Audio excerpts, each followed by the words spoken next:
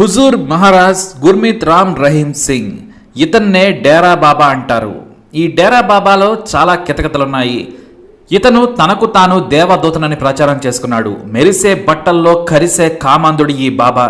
గొంతు సరిగా లేకున్నా మిక్సింగ్తో తన పాటలతో భక్తులను ఉర్రు తొలగించేవాడు. పేరుకు దైవత్వం చెప్పే బాబా మైక్ అందుకుంటే you are the love charger అంటూ బూతు పాటలు పాడతాడు. డేరా బాబా చేసే పనులకు, వేసుకునే డ్రెస్సులకు, చేసే చేష్టలకు అసలు లింకే ఉండదు. అందమైన అమ్మాయిలను రేప్ చేయడం, బలవంతంగా టీనేజ్ గర్ల్స్ పై లైంగిక దాడి చేయడం ఇతనికి చాలా సర్వసాధారణమైన విషయం. హెలికాప్టర్ నుంచి వందల కార్లు, వేల కోట్ల ఆస్తులు, కాళ్ల దగ్గర కూర్చునే పొలిటికల్ లీడర్లు ఒకటేంటి అన్నింటినీ సాధించాడు. కానీ చట్టాల నుంచి తప్పించుకున్న పాపాల నుంచి మాత్రం ఆ దేవుడు కూడా ఈ డేరా బాబాను కాపాడలేకపోయాడు. ఇప్పుడు చచ్చే వరకు జైల్లోనే ఉండాల్సిన పరిస్థితి ఏర్పడింది. గుర్మీత్ డేరా ఎత్తేశాడు. జైల్లో చెప్పకూడు తింటున్నాడు. అసలు ఈ డేరా బాబా ఎవరు, ఎలా ఎంతటి సామ్రాజ్యాన్ని స్థాపించాడో అనేది ఈ స్టోరీలో చూద్దాం. ఈ డేరా బాబా అసలు పేరు గుర్మీత్ సింగ్. అతని తండ్రి మగర్ సింగ్ రాజస్థాన్లోని ఒక గ్రామంలో చిన్న తరహా భూస్వామి. ఇతను ఆనాటి డేరా బాబా ఫౌండర్ అయిన బాబా బలోచిస్తానీ బేపర్వా మస్తానీ జీకి దగ్గరయ్యాడు. వీళ్లను సిక్కులు సగౌరవంగా చూడటం లేదనే బాధలో ఉండేవారు. వీళ్ళు జాట్ సిక్కులు. దీంతో వీరంతా డేరా ఆశ్రమానికి దగ్గరయ్యారు. వారందరినీ కూడా ఈ ఆశ్రమం చేరదీసి ఐక్యం చేసింది. పేదలకు సాయం చేస్తూ తమ వర్గంలోని ధనవంతుల దగ్గర డబ్బులు తీసుకుని పేదలకు సేవ చేస్తూ ఉంది. మొదట కేవలం దైవభక్తికే పరిమితమయ్యారు. బేపర్వా బాబా చనిపోయిన తర్వాత సత్నం షా డేరాకు హెడ్ అయ్యాడు.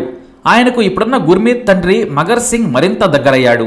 ఆయన ఆశ్రమంలోనే ఎక్కువగా గడిపేవాడు. ఇక 10 కూడా పాసు కాని ఈ గుర్మీత్ తండ్రితో కలిసి డేరా ఆశ్రమంలో ఫుల్ టైం సేవకుడిగా మారాడు. డేరా అంతర్గత విషయాల్లోకి కూడా దూరేంతగా రోజంతా అక్కడే కష్టపడి పనిచేసేవారు. పైగా నాటి బాబా సత్నం మంచి మాటలు చెప్పి వేరే మతస్థులను కూడా ఆకర్షించాడు. కేవలం దేవుడి మాటలే కాదు, సేవలు చేస్తూ ఆశ్రమాన్ని మరింత విస్తరించాడు. ఆశ్రమానికి 100 ఎకరాలు వచ్చాయి. డబ్బులు కూడా కుప్పల కుప్పలుగా వచ్చి పడుతున్నాయి. సత్నం పేరు చెబితే చాలు ఎంతో మంది డబ్బులను విరాళాలుగా ఇచ్చేవారు. ఇది చూసి గుర్మీత్కు మరింత ఆశ పుట్టింది. తానే బాబా అయితే ఎంత బాగుండో అనుకున్నాడు. కానీ అది అంత సులువు కాదు. ఇక చిన్నప్పటి నుంచి గుర్మీత్కు గుర్జంత్ సింగ్ అనే స్నేహితుడు ఉండేవాడు. ఇద్దరు కూడా ప్రాణ స్నేహితులు. ఇతను ఖలిస్తాన్ తీవ్రవాది. ఖలిస్తాన్ ప్రచారం చేసేందుకు డేరా ఆశ్రమం ద్వారా గుర్మీత్ అతనికి సాయపడ్డాడు.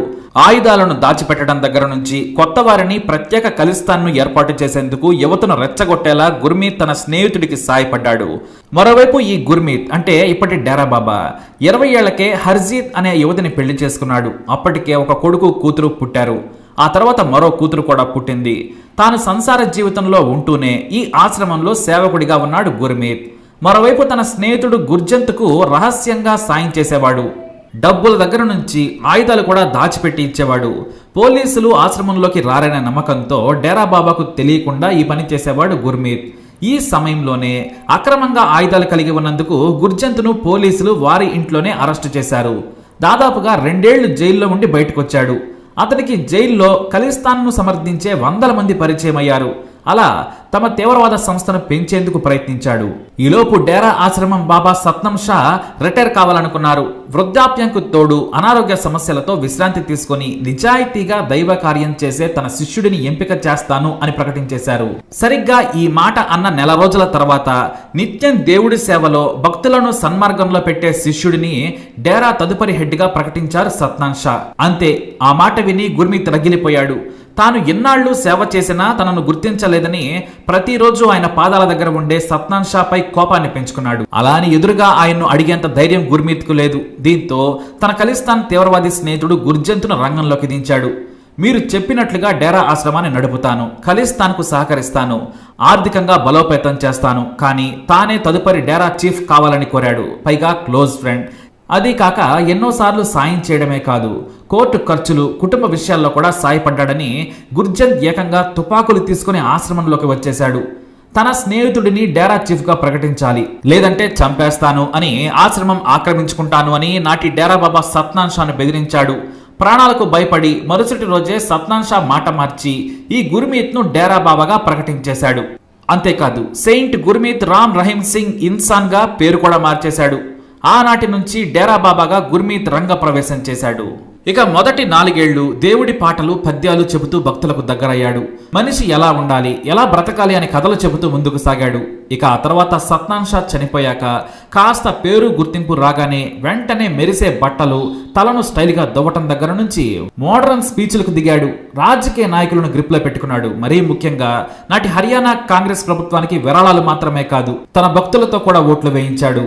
అధికారులకు లంచాలు ఇచ్చాడు. ఇంకేముంది, ప్రభుత్వం నుంచి భద్రత వచ్చింది. ఈ డేరా బాబా భక్తులను షార్ట్ కట్ లో ఆకర్షించేందుకు పేదలకు ఎరవేశాడు. ఆశ్రమంకు వచ్చే డబ్బులతో కొన్ని స్కూల్స్ ఏర్పాటు చేసి ఉచిత చదువు చెప్పించాడు. హాస్పిటల్స్ లో ఉచిత వైద్యం చేయించాడు. దీంతో డేరా బాబా మోడర్న్ గా ఉన్నా కూడా ఆయనకు వేరే కులాలు మతాలతో సంబంధం లేకుండా అంతా బాబాను నిజాయితీగా నమ్మారు.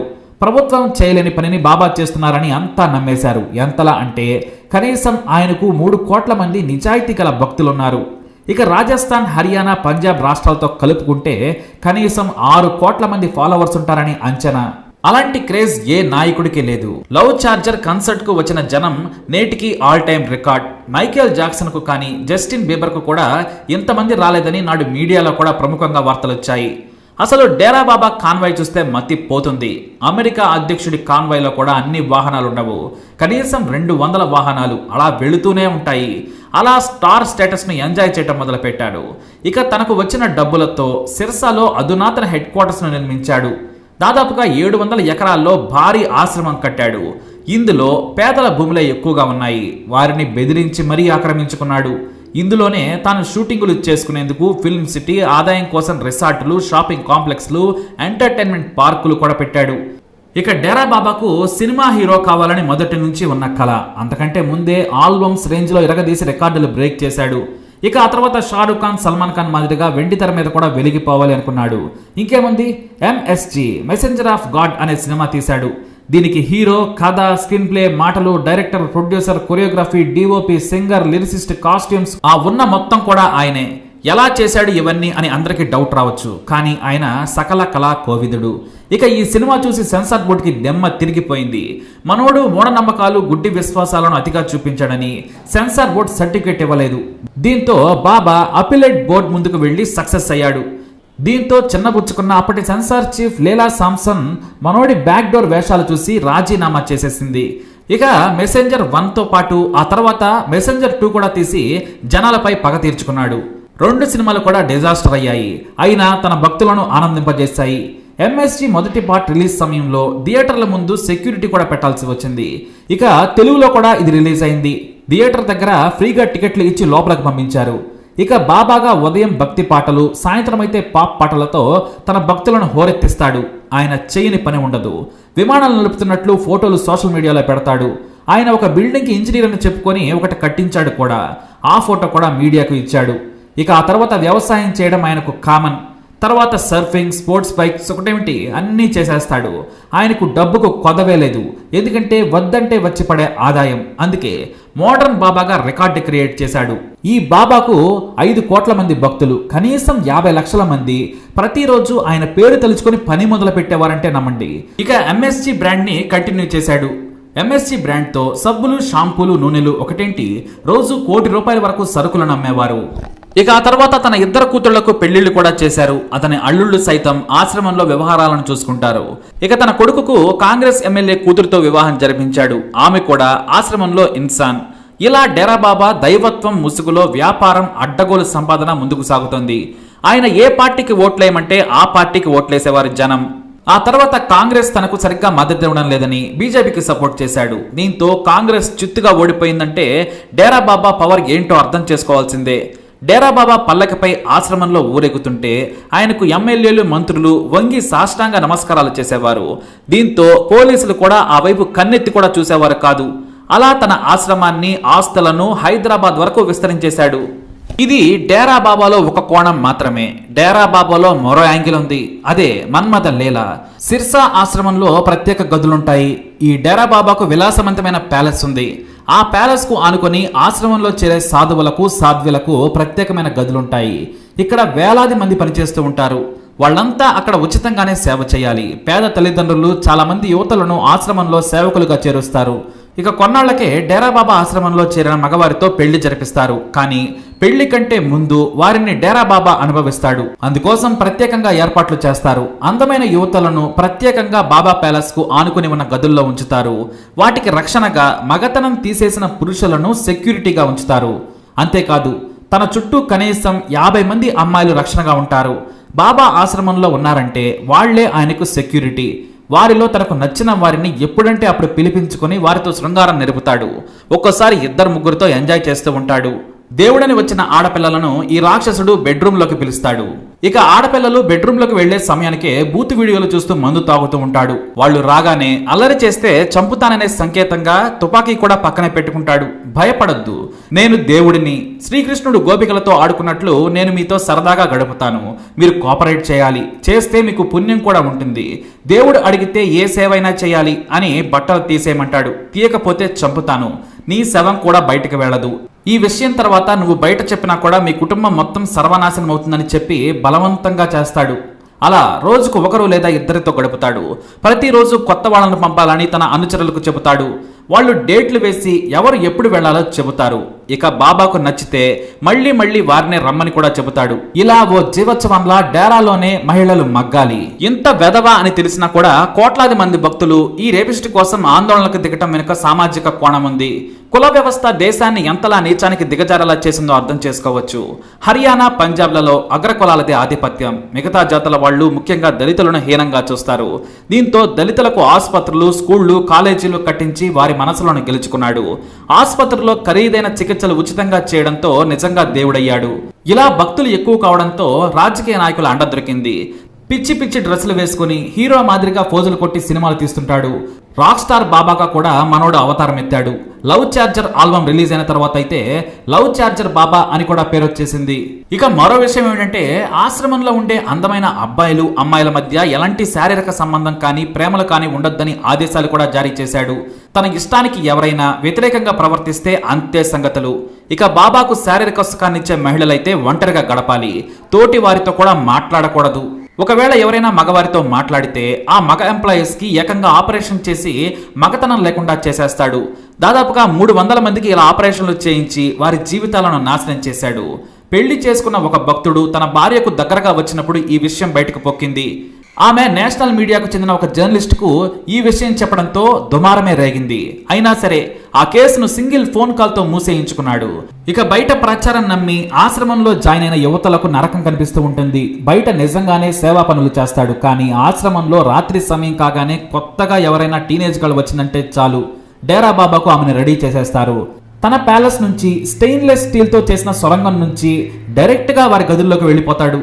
నా ఆశీస్సులు కావాలంటే నాతో శృంగారం నెరపాలి అంటాడు. వినకపోతే బెదిరిస్తాడు. మీ ఇంటి దగ్గర ఫ్యామిలీని బాగా చూసుకుంటాం, నువ్వు నా ఆశీస్సులు తీసుకోమని భయపెట్టి వారిని రేప్ చేస్తాడు. ఇక్కడ ఆశీస్సులు అంటే బాబాతో కొన్ని రాత్రులు గడపాలి. ఇలా 100 మంది అమ్మాయిలను రేప్ చేశాడు డేరా బాబా. వాళ్ళెవరూ కూడా బయటకు చెప్పుకోలేరు. అయితే ఇవన్నీ చేయడానికి తనకొక దత్తపుత్రిక ఉంది. ఆమె పేరే హనీప్రీత్. ఆమె బయట ప్రపంచానికి డేరా బాబా కూతురు, కానీ లోపల ప్రియురాలు. ఎప్పుడూ తన వెంట తిప్పుకుంటే జనం అనుమానిస్తారని దత్తపుత్రిక అంటూ పిలుస్తాడు. ఆమె కూడా ఇతర భక్తుల మాదిరిగానే డేరా బాబాను బాబాజీ అని పిలుస్తుంది. కానీ గది లోపల మాత్రం ఇద్దరు శృంగారంలో పాల్గొంటారు. కొత్త అమ్మాయిలు, అందమైన వారు వస్తే వారికి మోడర్న్ డ్రెస్సులు వేసి బెడ్ను సిద్ధం చేసే పనిని హనీప్రీత్ చూసుకుంటుంది. దగ్గరుండి డేరా బాబా వారితో శృంగారాన్ని ఎంజాయ్ చేసేలా సహకరిస్తుంది. భయపడిన వారికి తోడుగా ఉంటూ తాను నగ్నంగా మారి ఎంకరేజ్ చేస్తుంది. ఈమె అదో టైప్. ఎంతో పేదరికం నుంచి వచ్చిన ఆమె కుటుంబం ఇప్పుడు ప్యాలెస్ లో జీవిస్తుందంటే కారణం డేరా బాబానే. ఆమె సంతకం పెడితే 100 కోట్లు వస్తాయట. బాబా తర్వాత మోస్ట్ పవర్ఫుల్ లేడీ ఈ హనీప్రీత్. అయితే అందరూ పిరికి వాళ్ళు ఉండరు కదా, అదే జరిగింది. 2 కాలేజీ అమ్మాయిలు సాధ్యులుగా మారి ఆశ్రమంలో ఉండేవారు. ఫ్రీగా చదువుకోవచ్చని ఆశతో వచ్చారు. తమ ఆశ్రమంలో చదువుకుంటూ ఉండగా బలవంతంగా పిలిపించుకుని రేప్ చేశాడు ఈ బాబా. చెప్పినట్లు వినకపోతే దారుణంగా హింసించి అత్యాచారం చేశాడు. ఆ తర్వాత ఎవరికీ చెప్పమని తాము చదువుకుంటామని చెప్పి తప్పించుకుని బయటపడ్డారు ఆ యువతలు. బయటకు రాగానే ఒక యువతి నాటి ప్రధాని అటల్ బిహారీ వాజ్పేయికి లేఖ రాసింది. పేరు రాయకుండానే డేరా సచ్చా సౌదాలో జరుగుతున్న అక్రమాల గురించి రాసిన లేఖ మీడియాకు ఇచ్చింది నాటి ప్రభుత్వం. దీంతో డేరా బాబా లీలలు బయటకొచ్చాయి. ఆ లేఖ ఆధారంగా పూరా సచ్ పేపర్ ఎడిటర్ రామచంద్ర ఛత్రపతి సంచలన కథనాలు రాశాడు. అంతేకాదు బయటకు చెప్పుకోలేని బాధితుల వివరాలతో డేరా బాబాలోని కామాంధుడిని చూడండి, అది ఆశ్రమం కాదు ఓ బ్రోతల్ హౌస్ అంటూ సంచలన వార్తలు రాశాడు. దేవుడి పేరుతో కామలీలలో మునిగి తేలుతున్న బాబా అంటూ రాసిన వార్తలతో హర్యానా, పంజాబ్లలో సంచలనాన్ని కలిగించాయి. ఒకేసారి పేపర్ సర్క్యులేషన్ 200% దాటిపోయింది. ఈ లోపు మరో సాధ్వి తనను వారం పాటు రేప్ చేశాడని, హింసించాడని ప్రధాని వాజ్పేయికి మరో లేఖ రాసింది. ఇటు ప్రతిపక్షాలు సైతం మద్దతుతో గెలిచారు. అయితే ప్రతిపక్షంలో ఉన్న కాంగ్రెస్ డేరా బాబా లీలలో బయట పెట్టాలని డిమాండ్ చేసింది. ఈ లోపు తన మీద వార్తలు రాస్తున్న జర్నలిస్ట్ రామచంద్ర ఛత్రపతిని తమ మనుషులతో బెదిరించాడు. డబ్బులు ఇస్తామన్నా రామచంద్ర ఎక్కడా వెనక్కి తగ్గలేదు. దీంతో అతని హత్య చేయించాడు. ఈ హత్యకు ముందు రంజిత్ సింగ్ అనే డేరా బాబా అనుచరుడు ఉండేవాడు. అతనికి అందమైన సోదరి ఉండేది. ఈ రంజిత్ సెక్రటరీగా ఉంటూ మొత్తం వ్యవస్థను నడిపేవాడు. అయితే ఆశ్రమంలో తనకు పవర్ ఉందనుకున్నాడు.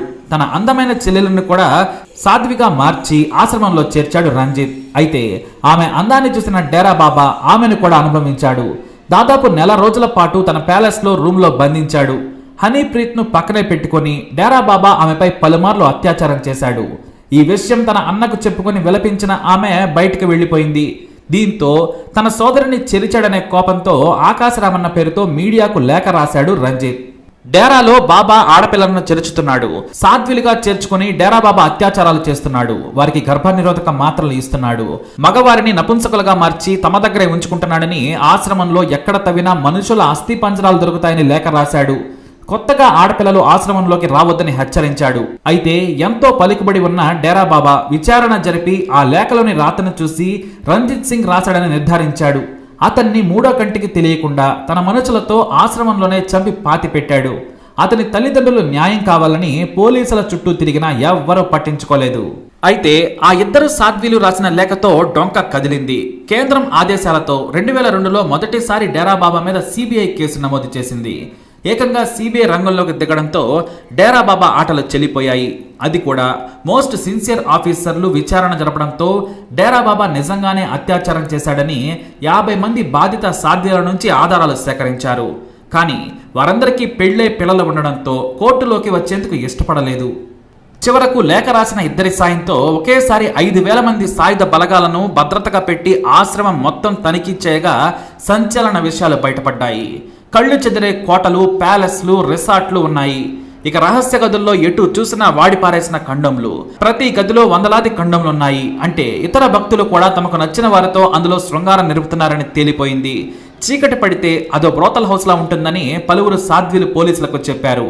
తనకు తానుగా లోపల ప్లాస్టిక్ కరెన్సీని కూడా వాడకంలో తెచ్చాడు డేరా బాబా.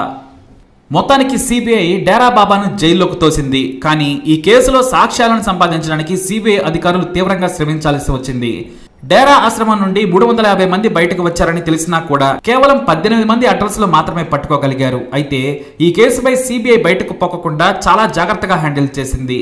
2002 తర్వాత 5 ఏళ్ల పాటు కేసు నత్తనడకగా సాగినా కూడా ఓ ఇద్దరు అధికారులు ప్రాణాలకు తెగించి ఇద్దరు సాధ్వీలతో సాక్ష్యాలు చెప్పించేందుకు ఒప్పించారు. వారి పేరు బయటకు రాకుండా కోర్టులో వారి సాక్ష్యాలను నిరూపించగలిగారు.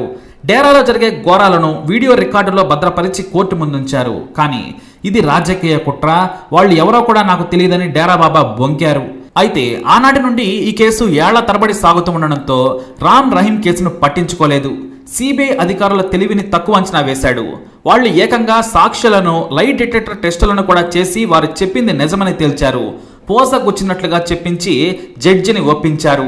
ఇటు జడ్జి కూడా దేవుడిని దగ్గరకు వెళ్లిన అమాయక పిల్లలను రేప్ చేస్తావా, నువ్వు క్షమాభిక్షకి అర్హుడివి కావంటూ 20 ఏళ్ల జైలు శిక్ష, 30 లక్షల జరిమానా విధించింది. ఇటు బాధిత మహిళలకు చెరో 14 లక్షలు ఇవ్వాలని ఆదేశించింది కోర్టు.